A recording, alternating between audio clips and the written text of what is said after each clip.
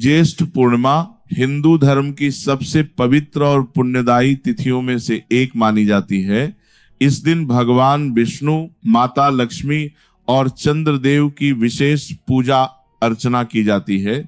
इस तिथि को वट पूर्णिमा भी कहा जाता है, जिसमें सुहागिन महिलाएं अपने पति की लंबी उम्र के लिए बरगद वट के पेड़ की पूजा करती हैं।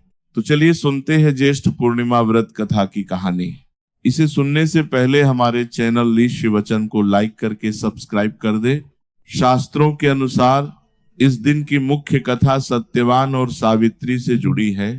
मध्य देश के राजा अश्वपति की कन्या सावित्री ने द्युमत सेन के पुत्र सत्यवान को पति रूप में चुना।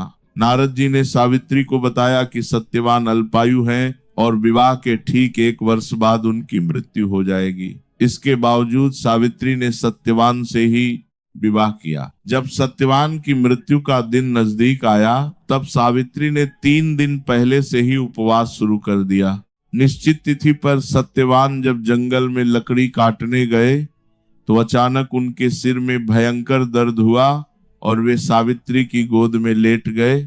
उसी समय यमराज सत्यवान के प्राण लेने वहां पहुंचे। यमराज जैसे ही सत्यवान के प्राण लेकर आगे बढ़े, सावित्री भी उनके पीछे पीछे चल दी।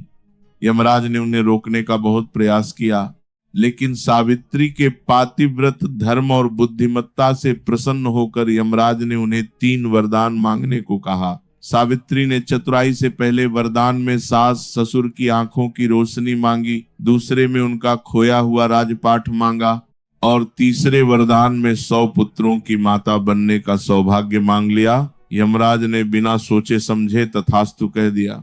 इसके बाद सावित्री ने कहा कि पति के बिना वे पुत्रवती कैसे बन सकती हैं।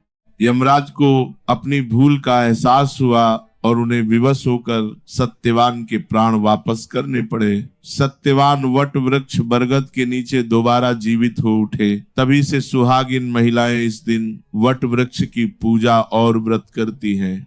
ज्येष्ठ पूर्णिमा की संपूर्ण पूजा विधि घर पर या मंदिर में पूजा करने के लिए इस आसान विधि का पालन करें। पवित्र स्नान, सुबह जल्दी उठकर किसी पवित्र नदी में स्नान करें। यदि नदी पर जाना संभव न हो तो घर पर ही नहाने के पानी में गंगा जल मिलाकर स्नान करें। संकल्प, साफ वस्त्र संभव हो तो पीले या लाल पहनकर हाथ में जल लेकर व्रत का संकल्प लें। विष्णु लक्ष्मी पूजन, चौकी पर पीला कपड़ा बिछाकर भगवान सत्यनारायण विष्णु जी और माता लक्ष्मी की मूर्ति स्थापित करें। उन्हें पीले फूल, फल, अक्षत, चंदन, धूप और दीप अर्पित करें।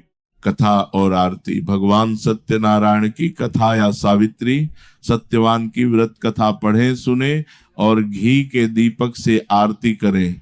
वट वृक्ष पूजा महिलाओं के लिए, बरगद के पेड़ की जड़ में जल चढ़ाएं। रोली हल्दी लगाकर फल फूल चढ़ाएं। कच्चे सूत धागे को हाथ में लेकर वृक्ष की 12 या 108 बार परिक्रमा करें और धागे को तने पर लपेटती जाएं। चंद्रदेव को अर्घ्य, रात में चंद्रोदय के समय तांबे या चांदी के लोटे में कच्चा दूध, जल, अक्षत और चीनी मिलाकर चंद्रमा को अर्घ्य दें।